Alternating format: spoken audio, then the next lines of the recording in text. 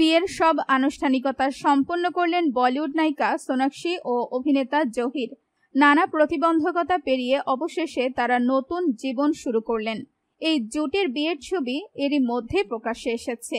কয়েক সপ্তাহ ধরে সোনাক্ষী ও জহির ইকবালের বিয়ে নিয়ে বিভিন্ন ধরনের জল্পনা কল্পনা চলছিল, তবে শুক্রবার থেকে চিত্রটা পরিষ্কার হয়ে যায়।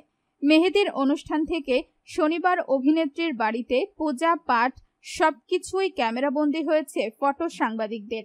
রোববার সকালে আইনিভাবে বিয়ে করেন সোনাক্ষী জহির। যদিও বিয়ে করতে যাওয়ার আগে বান্দ্রার একটি মসজিদ থেকে বের হতে দেখা যায় জহিরকে। এরপর থেকেই উৎকণ্ঠা, কখন নববধূর রূপে সোনাক্ষীকে দেখা যাবে। সব প্রতীক্ষা শেষে প্রকাশ্যে এলো নবদম্পতির ছবি। জানা গেছে, বিশেষ দিনের জন্য সাদা রং বেছে নিয়েছেন সোনাক্ষী। জহির ইকবালের বাড়ি থেকে সেই পোশাক পাঠানো হয়েছে সোনাক্ষীর জন্য।